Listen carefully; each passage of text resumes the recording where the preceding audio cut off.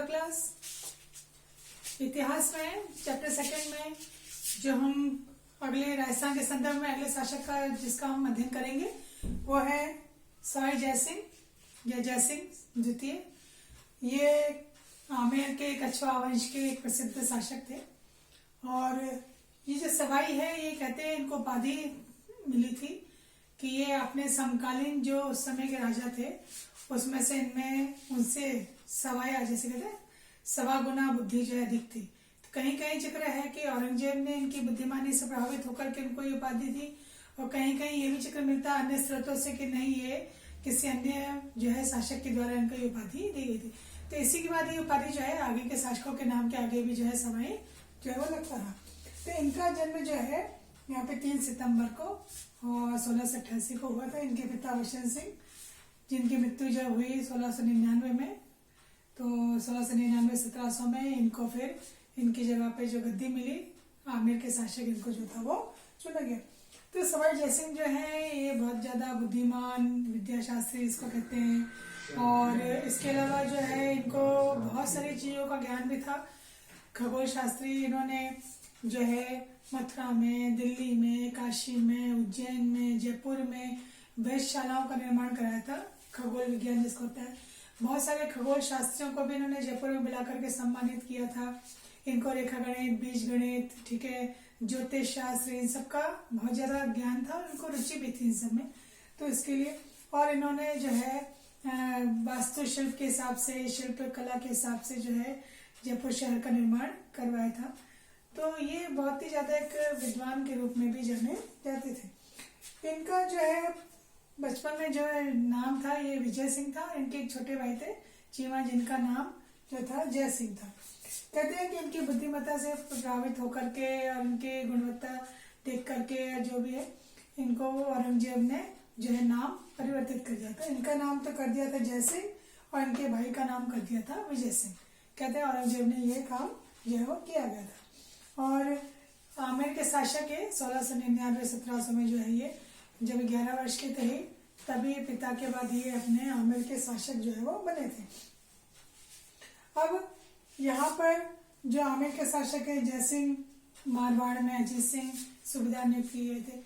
तो औरंगजेब था, फिर औरंगजेब की जब मृत्यु हुई 1707 में यहाँ पर, तो औरंगजेब की सत्ता को हथियाने के लिए उनमें जो उत्तराधिकारों में जो युद्ध हुआ, उनके जो बेटे थे 4 बेटे में जो युद्ध हुआ, किस किस के बीच में युद्ध हुआ उसका जिक्र हम करेंगे। तो इनके 4 बेटों का जिक्र आता है, मुअज्जम, आजम, ठीक है, कामबख्श और अकबर, ठीक है। तो इसमें जो अकबर था वो तो बाहर चला गया था, फारस चला गया था। ये जो कामबख्श था इसको राजा बनने की इच्छा नहीं थी। तो औरंगजेब का जो पद है, औरंगजेब की जो सत्ता है उसको संभालने के लिए मुअज्जम और आजम इन दोनों के बीच में 1707 में युद्ध हुआ। तो इन दोनों भाइयों का जो युद्ध में साथ दिया उसमें विजय सिंह ने दिया मुअज्जम का साथ और आजम का साथ दिया जय सिंह ने।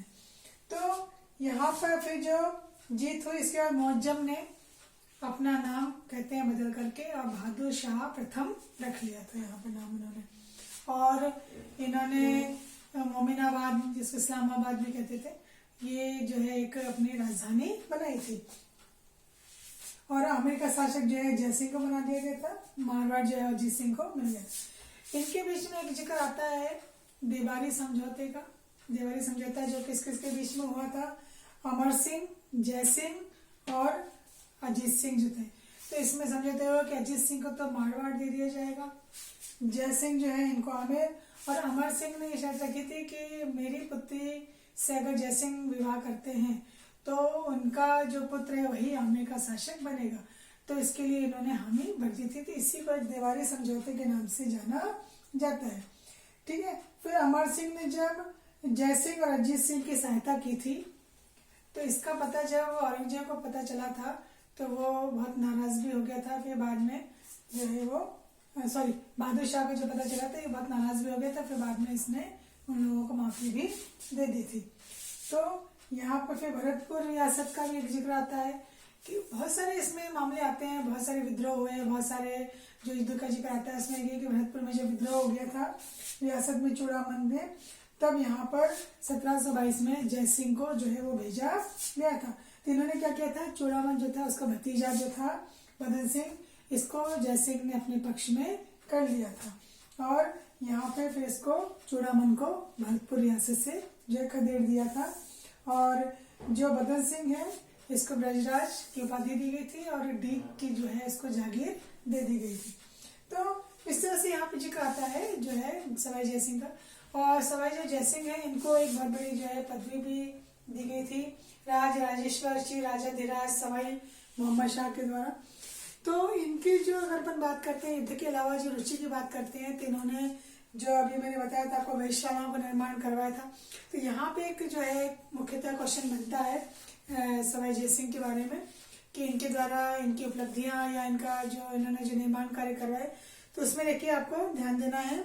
सबसे पहले तो इन्होंने 1725 में नक्षत्रों की गति की गणना, आपने जंतर मंतर देखे होंगे, क्या वेधशाला ही है, ऐसे जंतर मंत्र इन्होंने कई जगह जो है वो बनवाए थे।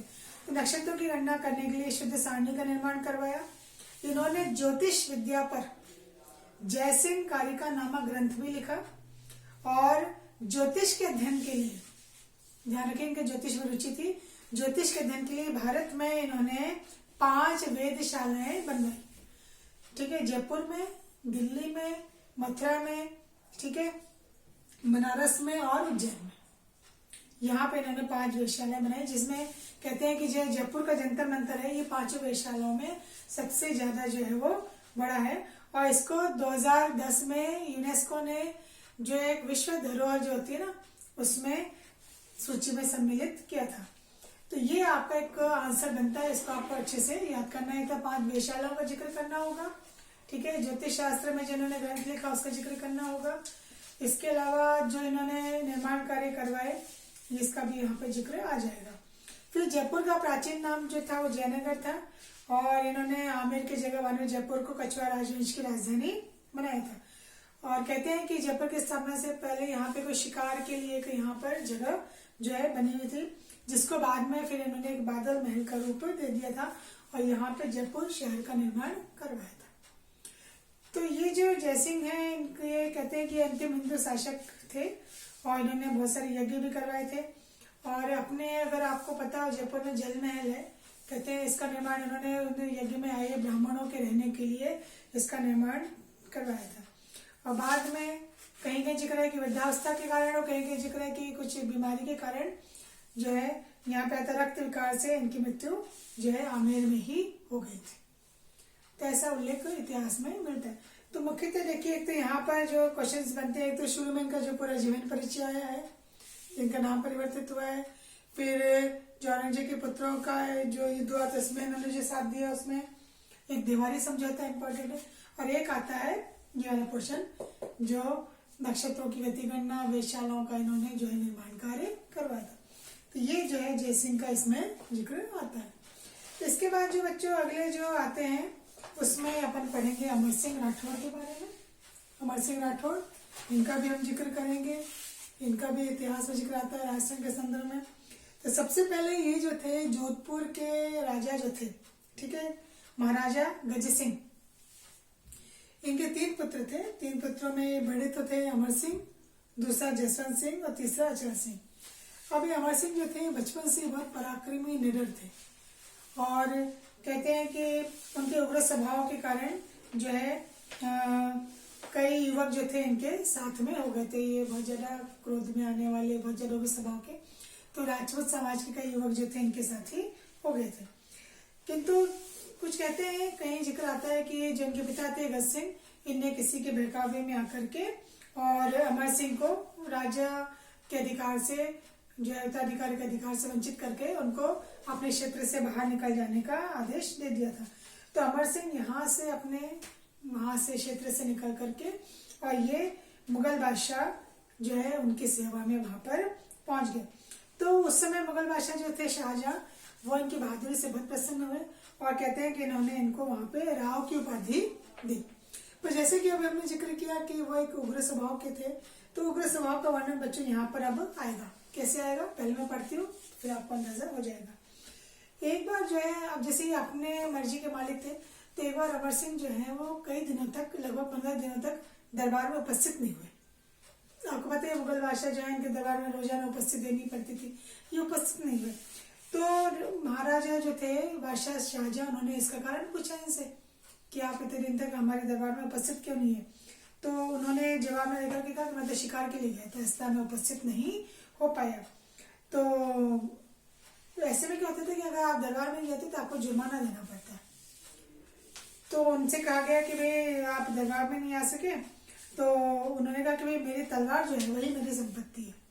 आपको पता है राजपूतों की संपत्ति तलवार ही होती है। और जुर्माना जो था उसको वसूल करने के लिए शाहजहां ने जिसको भेजा उसका नाम था बख्शी सलावत खान। इसको जुर्माना वसूल करने के लिए अमर सिंह राठौर के पास जो है भेजा। तो अमर सिंह ने जुर्माना देने से मना कर दिया। तो बादशाह नाराज हो गया और उसने तुरंत अमर सिंह को कहा कि तुरंत तुम जो है दरबार में हाजिर हो, उसका आदेश सुनाया। तो ठीक है, मैंने आदेश का पालना की और दरबार में पहुंचे। जब दरबार में पहुंचे तो उनको अच्छे से वहां पे किसी ने स्वागत नहीं किया। और ये जो सलावत खां था उसने इनको कुछ गलत कह दिया, गंवार कह दिया। तो ये उग्र स्वभाव के तो थे, क्रोधित भी हो जाते थे जल्दी। तो इनको ये अपना अपमान जो था वो सहन नहीं हुआ और उन्होंने क्या कर दिया, उसी समय वहां पर सलावत खां के ऊपर आक्रमण करके इनके ऊपर कटार घोंप दी। कटार एक छोटी सी तलवार जैसी होती है, वो इन्होंने इसके जो सीने में घोंप दी। और फिर इतना ही नहीं, ये शाहजहां पे भी आक्रमण करने के लिए भागे। शाहजहां आगे आगे और इसके पीछे पीछे। शाहजहां बचने के लिए जो है महिलाओं के कक्ष में, जो जनाना कक्ष होते हैं वहां पर जो है वो पहुंच गया।